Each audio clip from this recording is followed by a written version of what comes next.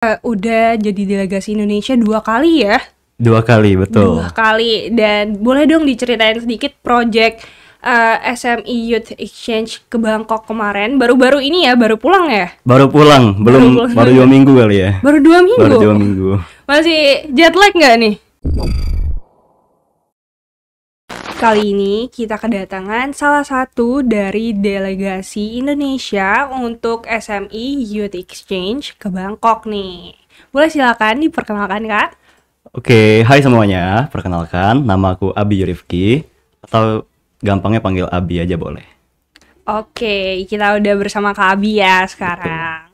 Kak Abi ini udah jadi delegasi Indonesia 2 kali ya? 2 kali, betul. 2 kali. Dan boleh dong diceritain sedikit project SME Youth Exchange ke Bangkok kemarin. Baru-baru ini ya, baru pulang ya? Baru pulang, baru 2 minggu kali ya. Baru 2 minggu? Baru 2 minggu. Masih jet lag nggak nih? Masih sedikit ya. Jadi boleh dong diceritain sedikit yang baru-baru ini Youth Exchange ke Bangkok itu tujuannya apa nih?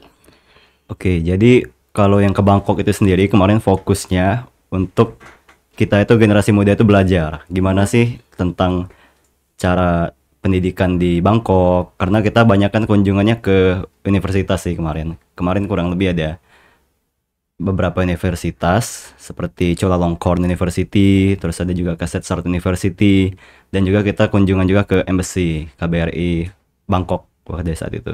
Oke, dan bedanya sama SME Youth Exchange yang pertama itu apa sih, Kak? Nah, jadi di SMI itu, ini kan penyelenggaranya namanya SMI ya teman-teman. Jadi Semangat Muda Indonesia. Di SMI itu, dia setiap kali batch itu beda-beda programnya. Untuk yang pertama itu aku ada program International Volunteer, di mana kita itu mengajar di Sekolah Indonesia Singapura. Jadi aku 1 hari jadi guru di sana. Oke. Jadi itu volunteering ke sekolah-sekolah, tapi sekolahnya ini internasional. Betul. Oke, itu SD, SMP atau SMA? Kalau kemarin di situ kan sebenarnya ada SD, SMP kan, tapi kemarin fokusnya itu ke SD. Dan banyak mengajarkan tentang budaya kita. Kemarin waktu ke Singapura itu aku sengaja pakai batik, dan ternyata mereka tahu tentang batik itu. Terus kita banyak belajar tentang geografis juga, tentang provinsi, ibu kota, terus tentang nyanyian lagu daerah. Kan kalau anak SD kan suka yang have fun gitu ya. Betul. Dan setelah dari 2 project yang udah Kak Abi laksanakan ya, apa nih impact yang Kak Abi dapatin sih? Wah, impactnya tuh banyak banget ya. Mungkin aku mulai dari yang awal aja deh, yang pertama. Yang pertama itu kan tadi dia kita bahas tuh tentang International Volunteer. Nah, jadi selain dari International Volunteer itu ada juga kegiatan lain seperti International Conference pada saat itu di University Malaya.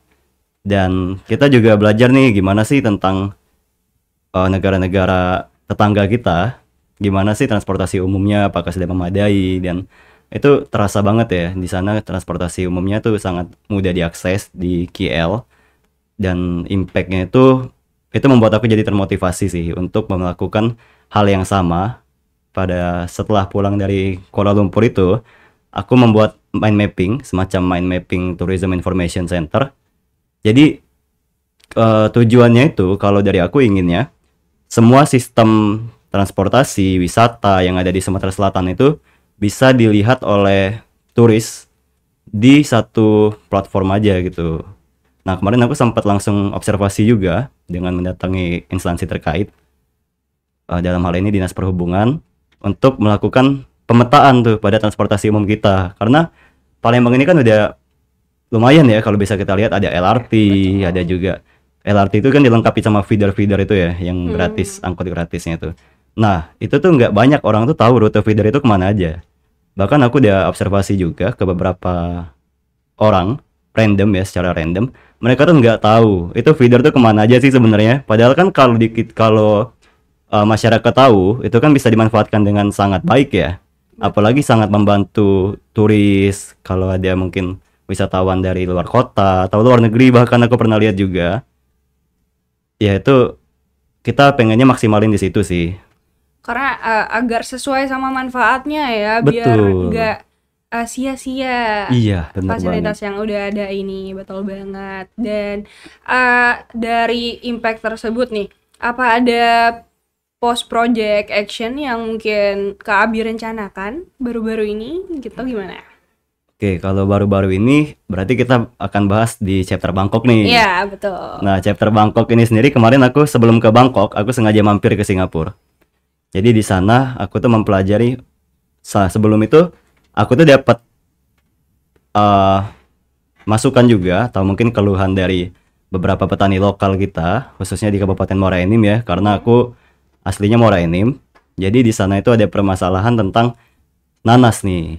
Kan kita tahu tuh nanas panen itu kan beberapa kali ya dalam satu satu apa pohon mungkin ya Heeh. istilahnya. Nah, jadi semakin lama udah panen kesekian itu ukurannya kan semakin mengecil. Nah, di sana itu katanya kalau nanas yang kecil-kecil itu udah nggak ada harganya. Dan bahkan petani-petani itu sering bilang, ya udah ambil aja. Terus kita kalau kita lagi sana pas lagi panen ada yang kecil-kecil tuh, Pak ini nggak diambil. Nggak usah, dibiarin aja. Seenggak ada harganya itu. Oh, Padahal ketika aku mampir di Singapura, aku kan mampirnya ke pasar-pasar tuh. Nah, di pasar itu aku tuh lihat ada nanas-nanas kecil yang mereka tuh udah di pack di satu plastik kurang lebih isinya 4. Ada juga yang jual satuan. Dan mereka itu branding itu dengan nama baby pineapples, mini pineapples. Jadi kayak ini bisa lebih menjual lagi nih kalau hmm, kita inovasikan gitu kan. Nah, dan juga setelah aku cari tahu lagi kualitas nanas yang panen pertama sama yang panen kesekian itu secara rasa itu sama. Cuman beda di ukuran. Kan sayang banget ya kalau kualitasnya sama tapi ternyata eh, disia-siakan. disia-siakan betul. Hmm. Padahal itu banyak sekali yang bisa kita olah, Ah, kita lakukan betul. hilirisasi. Jadi aku banyak belajar di situ sih. Banyak fokusnya itu lebih ke hilirisasi produk ya mungkin ya. Oke. Dan juga di Thailand aku juga nemu kayak dried vacuum gitu. Tahu nggak? Ah, Kayak buah-buahan itu diolah tapi tetap bentuk aslinya. Jadi itu tuh cuman oh, dikeringin gitu kan. betul-betul yang Nah, kayak lagi sempat viral sih kemarin iya ya. sempat viral ya. Ah, ah. Aku nggak main TikTok kebetulan, jadi nggak kurang tahu yang viral-viral. Eh, Tapi itu menginspirasi banget sih. Aku banyak dapat. Oh iya, ini bisa nih diterapin di kita nih.